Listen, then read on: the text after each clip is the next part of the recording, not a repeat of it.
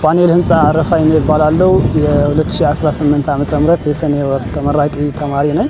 በአዲግራት ዩኒቨርሲቲ የነበረኝ የትምህርት ቆይታ ማለት ግለጸው ቢባል አንዱ ፈታኝ ነው ላለው ሌላው ደግሞ አፋጭቶ ፈታኝ ነው ይችላል።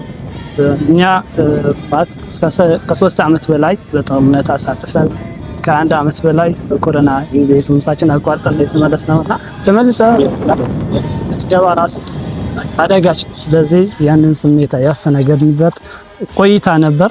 ግን ሌላው ጣፋጭ ነው ለው ያስገድደኝ ነው በጣም ማራስን በቅተህ እንደተወጣበት ያደረገን ጊዜ ስለነበር በሁለቱም ቃላት ልገጣቸው ይወዳል።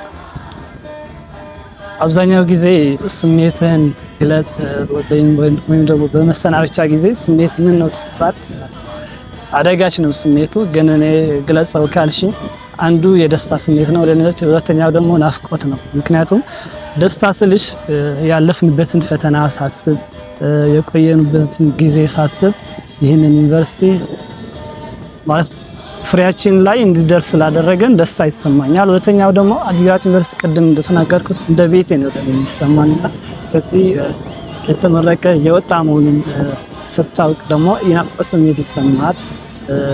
ማለት መሰናበት የሚወድ ሰው የለም። ጓደኞችን የምትሰናበተው መምህራኖችን እዚህ ደግሞ እንደ ተማሪዎች ህብረት በቅድም ስገልጽልሽ ነበርና ከብዙ አካላት ጋር ስንሰራ ነው ያሳለፍነውና ይህንን ስሜት ከናፍቆትም በላይ ነው ማለት ነው። ስለዚህ አንዱ ናፍቆት ነው የሚሰማኝ፣ ሁለተኛው ደግሞ ፍሬያችን የምናይበት ሌላ ምዕራፍ የምንጀምርበት ጊዜ ስለሆነ ደስታ ይሰማኛል ማለት ነው። በመጀመሪያ ማለት የምፈልገው ይህንን የኛ ባች የ2012 ባች ማለት ነው ከዩኒቨርሲቲ ከሚገባበት ጊዜ አንስቶ በጣም በብዙ ፈተናዎችን ያለፈ ባች ነው። ሁሉም እንደሚያውቀው በኮሮና ቫይረስ በተጨማሪ ደግሞ በጦርነት ሌሎችም በዚህ ሊገልጻቸው በማይችሉ ሌሎችም ፈተናዎችን ያለፈ ባች ነውና እንኳን ወደዚህ የምርቃችን እለት አደረሳችሁ ልላችሁ እወዳለሁ። ለሁሉም ተመራቂ ተማሪ ወደዚህ ወደ ምርቃችን እለት እንድንደርስ ከዩኒቨርሲቲያችን ከአስተዳደርና ከአካዳሚክ ሰራተኞች ጀምሮ እኛ አመስግነን ማንጨርሳቸውን እዚህ ስማቸውን ጠርተን እንድንጨርሳቸው ማችል ብዙ አካሎችን ተሳትፈዋል።